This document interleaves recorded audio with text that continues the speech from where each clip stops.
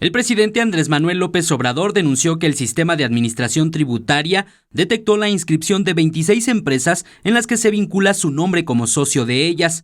El registro se realizó el 11 de agosto de este año en Boca del Río, Veracruz, y en él aparece también el nombre de su esposa, Beatriz Gutiérrez Müller.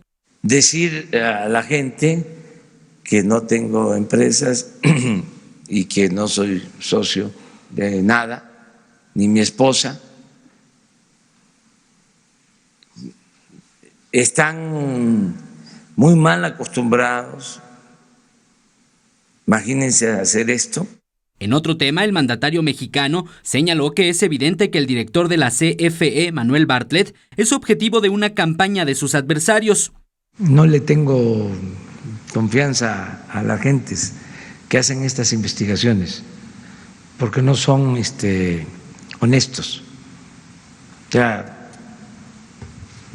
siempre hay un interés económico o político.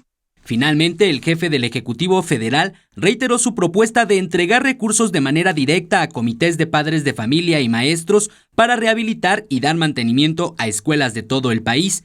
También anunció el lanzamiento de una campaña de orientación y concientización para comer sano y evitar el consumo de comidas chatarras. Eric Pinto, 21 Noticias.